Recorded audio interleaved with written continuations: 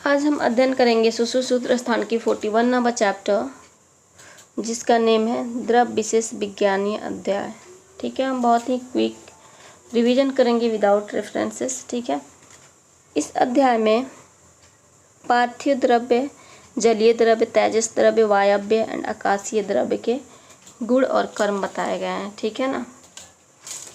इसके अलावा इसमें जो विरेचन द्रव्य है, वमन द्रव्य है, संसमन, संग्राही, दीपनीय, लेखन द्रव्य, विरहन द्रव्य, इसमें कौन सी महाभूत की प्रीडोमिनेंस होता है, ये बहुत इंपॉर्टेंट है। ये चीज़ भी बताया गया है। ठीक है, तो हम एक एक करके देखते हैं। पार्थिव द्रव्य मधुर रस वाले होते हैं। ठीक है ना।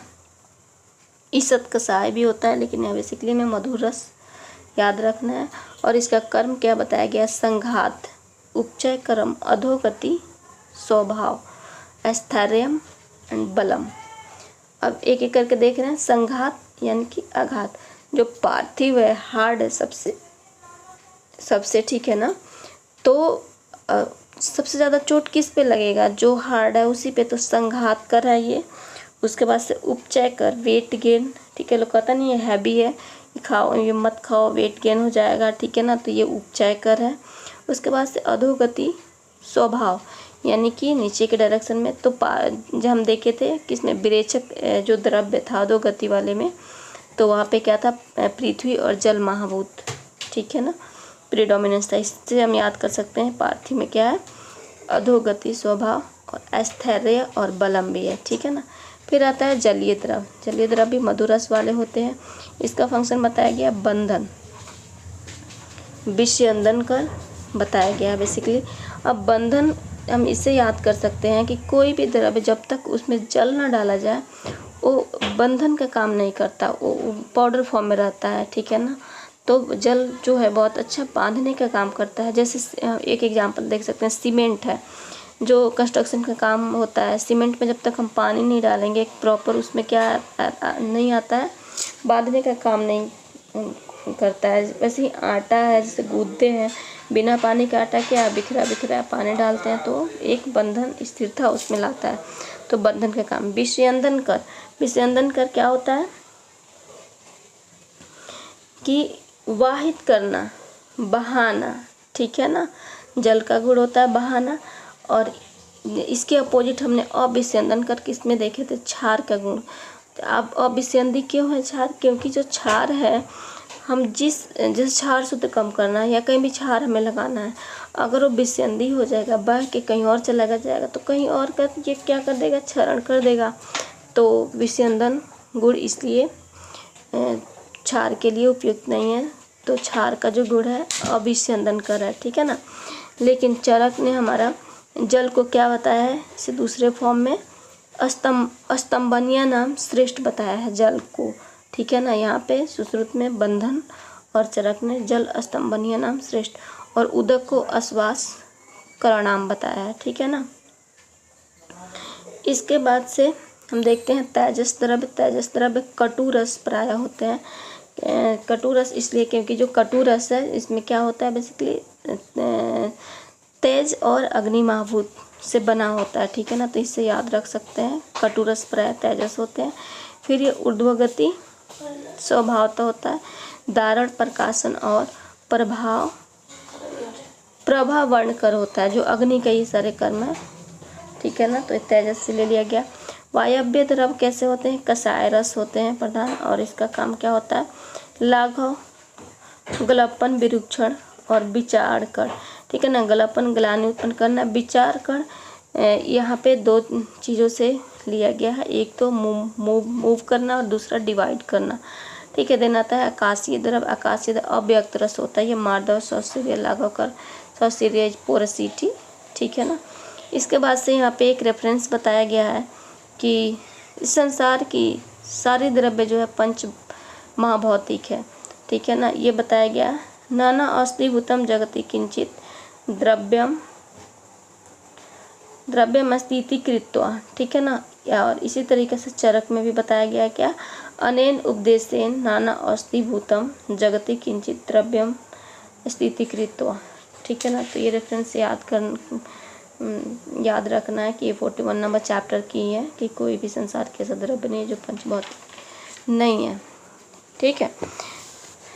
फिर सुश्रुत ने ये बताया है, यदा कुर्वन्ति स काला यत्र कुर्वन्ति तत् अधिकरण यथा कुर्वन्ति स उपाय। सेम इसी तरीक़ा से ये तीनों चीज़ हमारा चरक में भी बताया गया है। ये 3 चीज़ तो हो गया। इसके बाद से इन्होंने ये बताया है, यत् कुर्वन्ति तत्कर्म येन कुर्वन्ति तत्वीर्य और यत् साधयन्ति तत्फलम। 3 चीज़ और इन्होंने ऐड कर लिया। अब इसे याद कैसे करना है हमें। एक कोड है थू अकाल नवी तक यात्रा, यानी कि थू, यानी कि ये कितनी गलत बात है। जब अकाल पड़ा तभी नबी क्या है, प्रॉफिट है, यानी उनके रास्ते पे चलना, उन तक जाना, उन तक यात्रा। ठीक है ना। तो थू अकाल नबी तक यात्रा, यानी जब अकाल पड़ा तभी आप किसके पास जा रहे हो, नबी तक। जैसे अकाल पड़ता है, कोई नुकसान हो जाता है, तब हम भगवान की तरफ दौड़ रहे हैं। ये चीज़ें बहुत सही नहीं है। बहुत सही वो चीज़ है जब आप किसी भी कंडीशन में, जब आप अच्छे हो तब भी भगवान को क्या कर रहे हो, पूजा कर रहे हो या उनसे जुड़े हुए हो। ठीक है ना। और जब दुख दर्द हो रहा है तब तो जाना ही है, तो वैसे भी लोग चला ही जाता है। ठीक है ना। उसके बाद से यू, तो इसको कैसे याद करना है, थू अकाल नबी तक यात्रा। ठीक है ना। तो थू यानी कि इसमें देखो सब में ही कुर्वन्ती लगा हुआ है, तो थू का मतलब यहाँ पे हम दे रहे हैं यथा कुर्वन्ति स उपाय। तो थू थ से यथा, थ यानी लास्ट में यहाँ पे आ रहा है, और जो उ उसका मात्रा है इसमें उपाय हो गया। तो यथा कुर्वन्ति स उपाय, थू हो गया अकाल, अकाल सदा कुर्वन्ति स काल हो गया। यदा इसमें अ का मात्रा आ रहा है लास्ट में, और काल काल आ गया, यदा काल। उसके बाद से नवी, तो एन कुर्वन्ति तद वीर्यम, तो एन न से एन से न लिया गया, और वीर्यम से वीर्य। ठीक है ना, यानी वी, तो नवी तक यत कुर्वन्ति तत्कर्म, तो त यत का त और कर्म का क, तो तक हो गया। उसके बाद से यत्र कुर्वन्ति तद अधिकरण। ठीक है ना। त्र, तो यात्रा, यात्रा त्र से और आ रहा है, तो अधिकरण। ठीक है ना, ये वर्ड। इसके बाद से यत् साधयन्ति तत्फलम, तो ये याद ही रहता है। ये बहुत इंपॉर्टेंट है। इसको इस तरीके से अगर याद किया जाए तो कभी भी गलत नहीं, क्योंकि हमें वहाँ ऑप्शन पे टिक लगाना है। ठीक है ना। हमें ये मतलब समझने से भी यहाँ ज़्यादा ज़रूरी है ऑप्शन हमारा सही करना। ठीक है ना। वैसे ये जो है यत् कुर्वन्ति तत्कर्म, यानी जो कार्य किया जाता है उसे कर्म कहते हैं। इसका मतलब ये हुआ यन कुर्वन्ति तद वीर्यम, जिसके द्वारा कार्य करते हैं उसे वीर्य कहते हैं। यत् कुर्वन्ति तद अधिकरण, जहाँ कार्य किया जाता है उसे अधिकरण कहते हैं। यत् कुर्वन्ति स काल, जिस समय कार्य करते हैं उसे काल कहते हैं। यथा कुर्वन्ति स उपाय, जिस प्रकार कार्य करते हैं उसे उपाय कहते हैं। यत् साधयन्ति तत्फलम, जिस कार्य को सिद्ध करते हैं उसे फल कहते हैं। ठीक है ना। इसके बाद एक बहुत ही वेरी वेरी इंपॉर्टेंट श्लोक के बारे में हम यहाँ पे देखेंगे। जो विरेचन द्रव्य है ये पृथ्वी और अम्बु गुण भूयिष्ठ होता है। ठीक है ना। पृथ्वी और अम्बु गुण जो भूयिष्ठ है यानी प्रीडोमिनेंस है, ये हमारा 5 द्रव्य है। ठीक है ना, जिसको बिल्कुल याद रखना है। कौन कौन से, विरेचन द्रव्य, बृहन्न द्रव्य, मधुर रस, गुरु आहार और रस द्रव्य। ये पांचों में क्या है हमारा मधुर और जल गुण भूयिष्ठ होता है।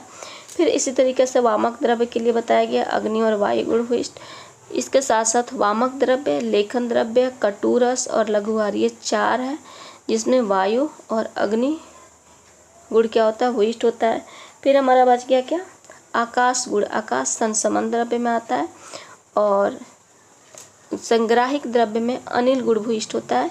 अनिल वायु, वायु क्या करता है, शोषण काम करता है, शोषण कर रहा है तभी तो संग्राही हो रहा है। और दीपनीय द्रव्य पता है, अग्नि दीपन करता है तो ये अग्नि गुण भूयिष्ठ होता है। ठीक है ना, ये बहुत इंपॉर्टेंट है, याद रखना है। फिर यहाँ पे ये बताया गया है आकाशीय वायव्य द्रव्य जो है वात का वर्धक होता है। अग्नि द्रव्य पित्तवर्धक, और वसुधा यानी कि पार्थिव और जलीय द्रव्य होता है, कफ का वर्धक करता है। मृदु द्रव्य में तोय और आकाश गुण यानी जल और आकाश होता है। तीक्ष्ण गुण, तीक्ष्ण और उष्ण गुण में आग्नेय होता है। शीत पिच्छिल में अम्बु गुण भूयिष्ठ होता है। उसके बाद से मृदु, शीत और उष्ण ये स्पर्श ग्राह्य होता है। स्पर्श ही पता कर सकते हैं। पिच्छल विशद चक्षु और स्पर्श ग्राह्य होता है। स्निग्ध चक्षु से और ग्राह्य होता है। तीक्ष्ण जो गुण है मुख में दुख उत्पन्न से, जो तीक्ष्ण हम कैसे पता करेंगे, मुख में रखने पर दुख का उत्पत्ति करे। गुरु जो विपाक है वो क्या है, सृष्ट विड़मूत्र और कफ उत्क्लेशन से, और लघु जो है बद विड़मूत्र मारुत कोपन से। ठीक है, तो ये रहा हमारा सुश्रुत की 41 नंबर चैप्टर।